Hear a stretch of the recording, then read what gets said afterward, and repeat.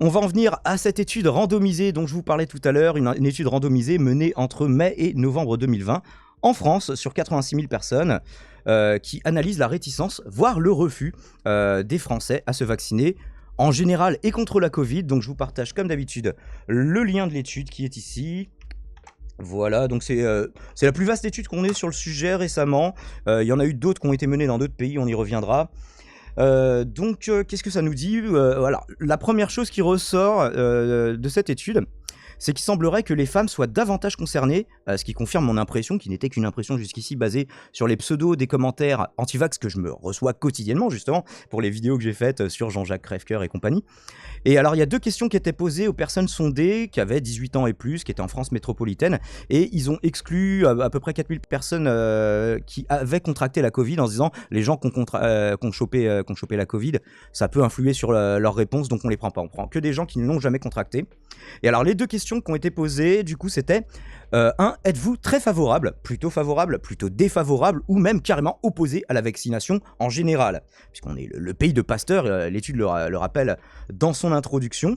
Et la deuxième question qui était posée, c'est si un vaccin contre la Covid est remboursé par la sécurité sociale, êtes-vous prêt à vous faire vacciner? Les réponses étaient oui probablement, oui peut-être, non probablement pas, certainement pas, ou je ne sais pas, sachant qu'il n'y avait pas encore de vaccin à l'époque, puisque ça a été jusqu'à novembre, et les premiers résultats des tests de phase 3 sont parus en décembre 2020 du coup. Donc ensuite, ils ont croisé les résultats des deux questions. Je vais essayer de vous retrouver le tableau. Alors le problème, c'est que les tableaux sont vraiment très très mal faits, vraiment pour des questions de forme, c'est-à-dire qu'en fait, on peut pas zoomer dessus, et du coup, c'est complètement dégueulasse. Donc je vous laisse voir ce qu'on peut en lire. Vous voyez, faut quand même bien plisser les yeux, mais je l'ai fait pour vous. Donc vous pouvez, je vous conseille un petit 125% sur l'étude si vous voulez pouvoir lire ça à peu près clairement. Donc ils ont croisé les résultats des deux questions, et ce qui ressort, c'est qu'une majorité significative des sondés qui se déclarent très favorables à la vaccination en général et prêtes à se faire vacciner, 73,2% d'entre eux. Il existait cependant 2,3% des personnes qui ont répondu être très favorables à la vaccination et qui répondaient certainement pas par rapport à la vaccination Covid si c'était remboursé par la sécurité sociale. Donc il y a des gens qui, même en étant très favorables à la vaccination en général, ont des réticences sur ce vaccin en particulier. Par contre, sans surprise, les plus hostiles à la vaccination en général étaient plus de la moitié à répondre certainement pas à une vaccination Covid gratuite, 57,6%. Et donc les hommes étaient, eux, 26,7% à être très favorables à la vaccination en général, contre 21,3% pour les femmes. Et les 35-44 ans, il faut savoir que ce sont les moins nombreux à répondre très favorable. Alors moi je peux imaginer des raisons dans la tête, mais ce serait pas quelque chose de très sourcé, de très sérieux, ce ne serait qu'une impression, que des conjectures. Et donc seulement 19% des 35-44 ans qui sont très favorables à la vaccination, contre 32,6% des plus de 65 ans par exemple. Et alors les plus jeunes aussi. Alors c'est étonnant, c'était les plus jeunes et les plus vieux qui étaient pour, et les 35-44 ans qui, eux, étaient les plus réticents. Et alors de même, il y avait 39,7% des femmes interrogées qui iraient probablement se faire vacciner contre la Covid. Des hommes interrogés qui iraient se faire vacciner contre la Covid, et seulement 27,3% de femmes qui ont répondu par l'affirmative à cette même question.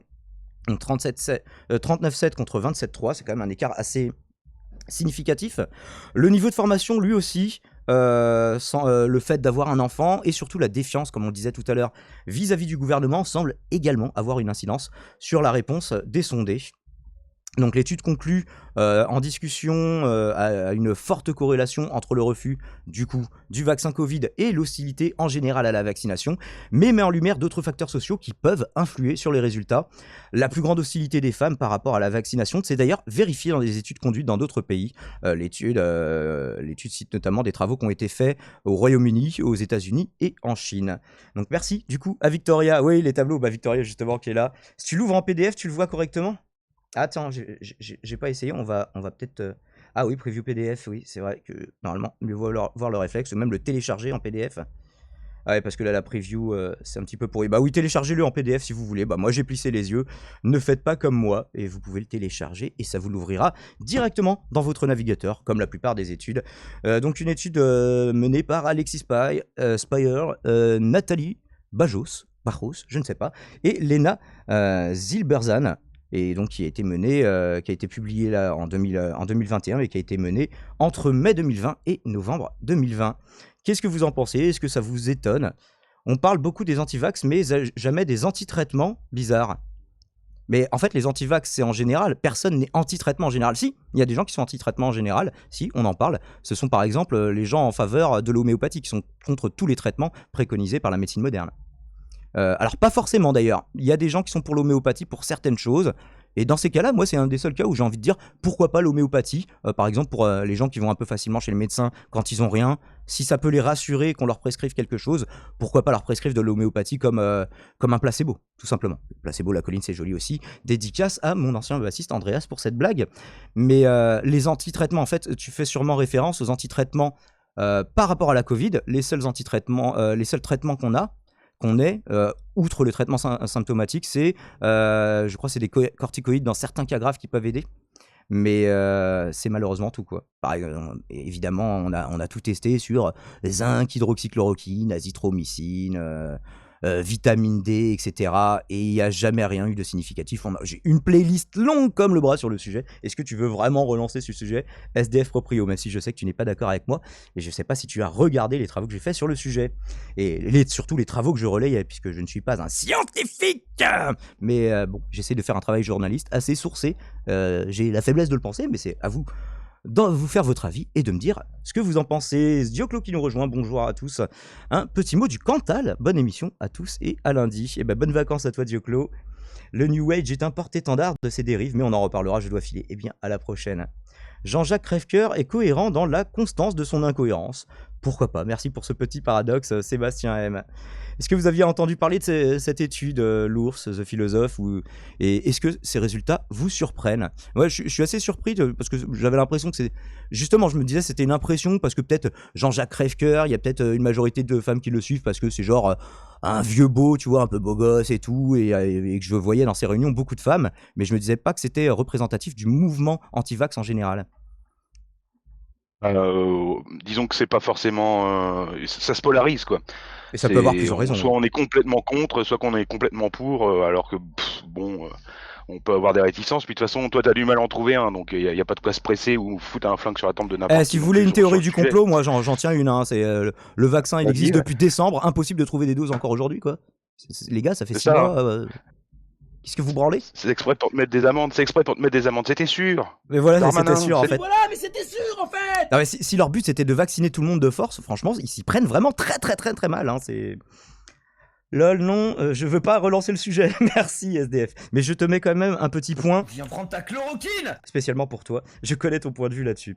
Ah ben moi mon point de vue il a évolué hein. Tu m'aurais demandé en février, moi je t'aurais dit ouais putain on a un médecin, il a un truc trop prometteur, en plus c'est un français, le mec ça a l'air d'être du sérieux, Véran il a dit que c'était prometteur, moi j'étais chaud, vous pouvez tous demander à Bélial, il me disait, même carrément il me prenait pour un prochloroquine, il m'avait envoyé un message en disant ah, tiens tu vas être content, Véran il a annoncé un truc sur comme quoi ils allaient justement mener une étude par rapport à ça et tout, et j'étais en mode ah bah ça y est les choses bougent et tout, et en fait c'est à force de recherche et au fur et à mesure que les résultats tombaient, et maintenant on en est à la période des méta-analyses, hein, ne refaisons pas le sujet. Hein.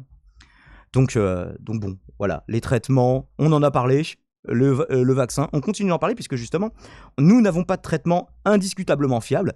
On a des vaccins efficaces à plus de 90%, et effectivement ça dépend des variants, dont le Pfizer qui est à 95%, même un peu plus en Israël, ils avaient trouvé.